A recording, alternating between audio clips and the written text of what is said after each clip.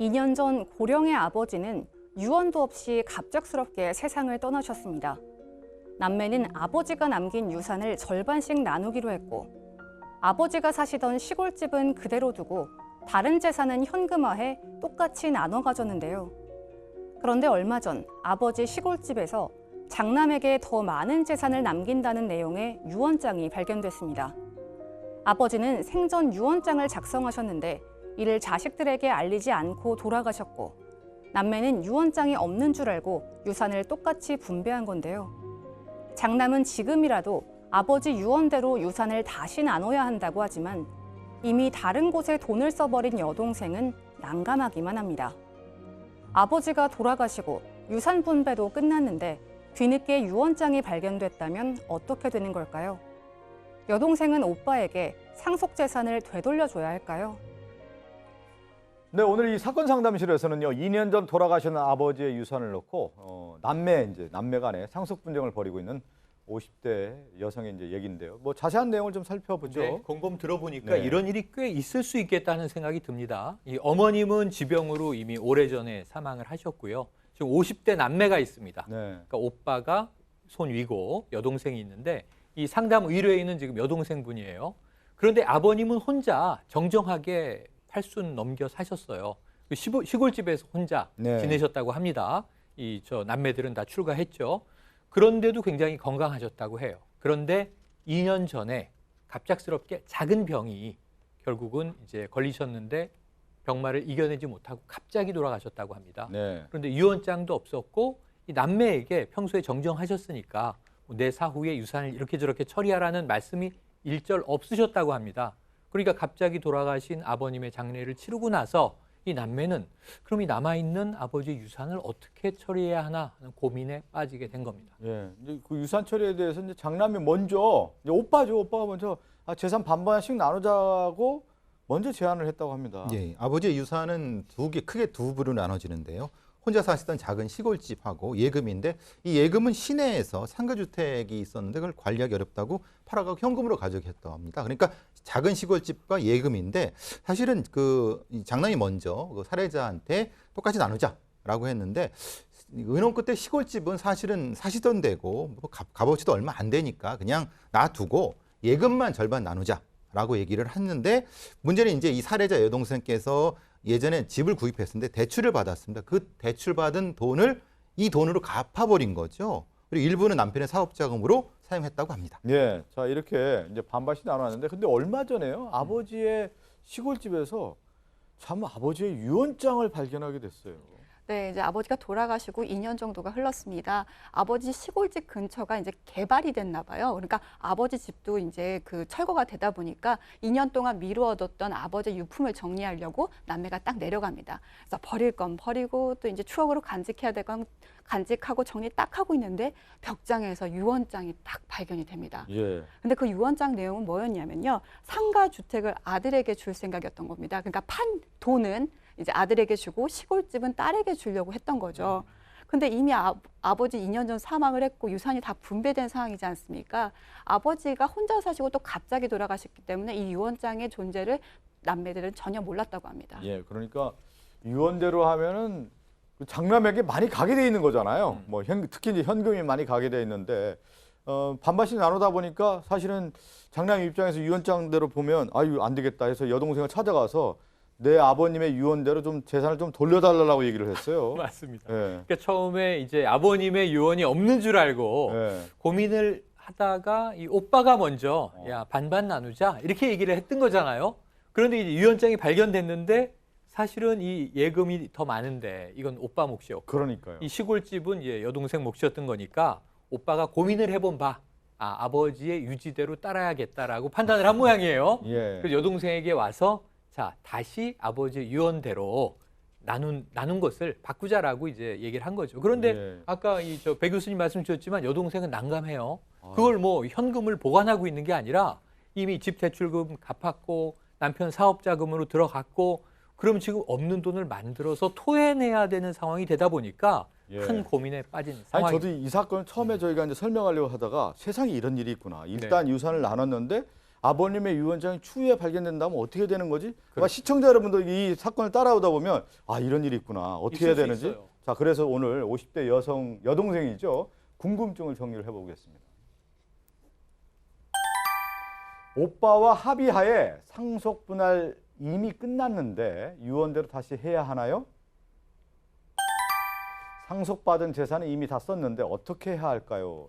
자, 일단 첫 번째부터 좀 살펴보죠. 상속 분할 이미 끝났어요. 2년 전에 끝났는데 유언장대로 다시 해야 됩니까? 가능한 겁니까? 일단은요, 좀 송구스러운 말씀이지만 이게 진짜 아버지의 유언장으로서 효력이 있는지부터 좀 꼼꼼하게 봐야 합니다. 그렇겠죠. 왜냐하면 아버님이 이걸 얘기도 안 해주셨다는 것은 아버님이 중간에 이런 생각을 하셨지만 또 바뀔 수도 있는 거고, 또 실제로 이제 여러 번 사건 반영에서 다뤘지만 유언장은 법적 양식에서 하나라도 어긋나면 무효입니다. 그러니까 이거부터 먼저 따져보셔야 되고, 두 번째로 그게 만약에 확실하게 법적 효력이 있는 문건이라고 한다면 예. 유언을 남겨서 그 망인이 돌아가시는 순간 유언장대로 법적 효력이 이미 발생한 겁니다. 그러니까 거기서 재산 분할이 끝난 거예요. 그걸 끝난 줄 모르고 다시 나눠 가졌기 때문에 그 취소하고 유언장대로 해야 될 가능성이 굉장히 높은 거죠. 아 그래요? 이 사실은 이런 경우가 있습니다. 그럼 민법에 규정은 없어요. 유언에 관련해서 뭐 취소를 하거나.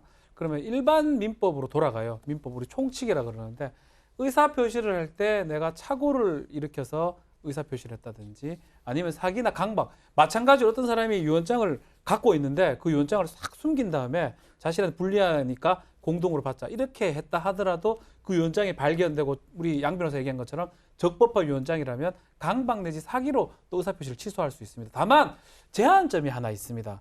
이 사기 아니면 착오, 강박에 의한 자신의 법률행위, 상속 분할 협의를 한 게 법률행위입니다. 그걸 취소할 수 있는 기간적 제한이 있어요. 그 기간이 있은 날로부터 10년입니다. 네네. 만약에 상속재산 분할 협의를 하고 적법한 유언장이 있는데 10년 이상이 지나갔다면 취소할 수 있는 시간이 넘어가 버리는 거예요. 예, 예. 유효기간이 그러니까 시효가 10년입니다. 10년이군요. 근데 지금 2년 네. 이내에 된 거거든요.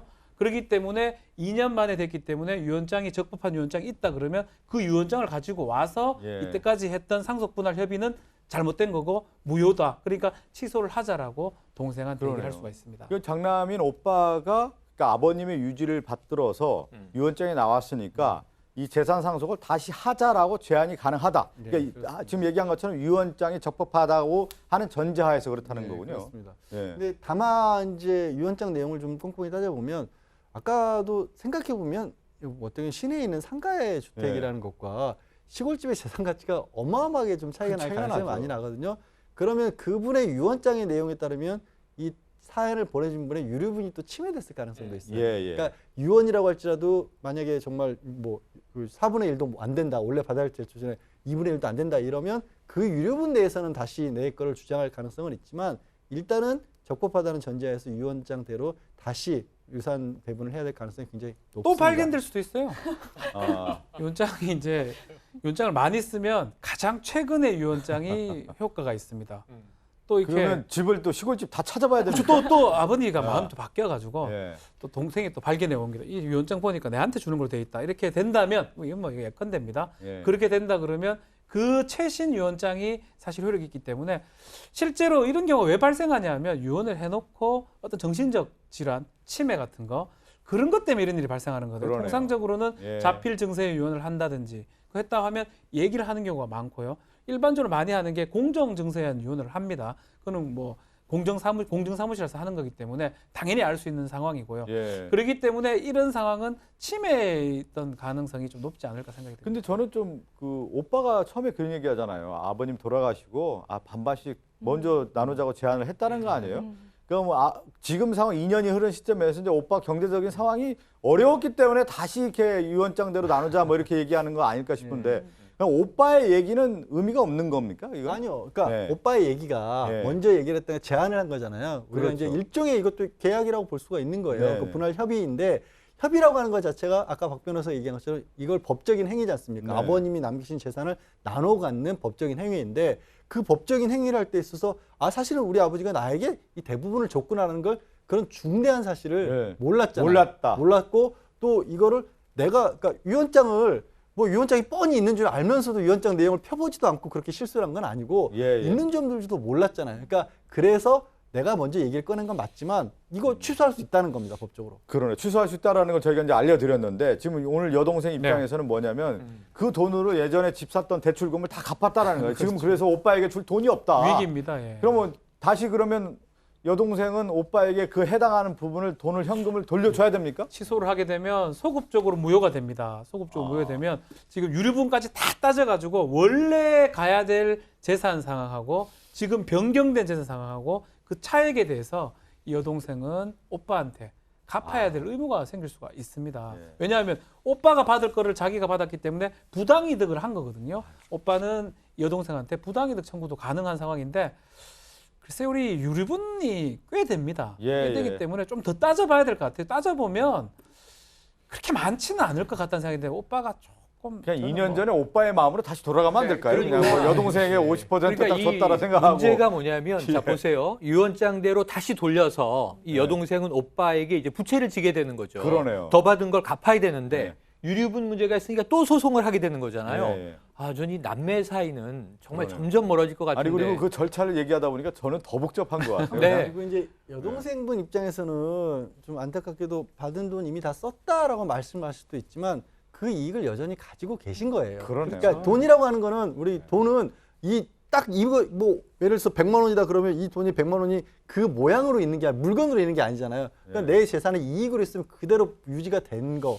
그러니까 대출금을 갚았으니까 갚은 이익을 내가 누린 거라서 물론 말씀하신 것처럼 오빠분께서 조금 생각을 해주시는 건 그래도 맞지만 법적으로는 그렇습니다. 아버님 돌아가실 때 오빠가 아마 큰 마음으로 야 여동생 내가 갖자 50% 나눴는데 벽장 안에서 유언장이 나오다 보니까 이 남매 간에 이제 분쟁이 생겼는데 유언장이 효력이 있다고 하면 여동생 입장에서는 그 관련된 부분을 근데 유리분까지 다 따져서 엄격하게 이제 재산 분할에 대한 것을 다시 해야 된다는 말씀을 드리겠습니다. 함께 사는 세상으로 가죠.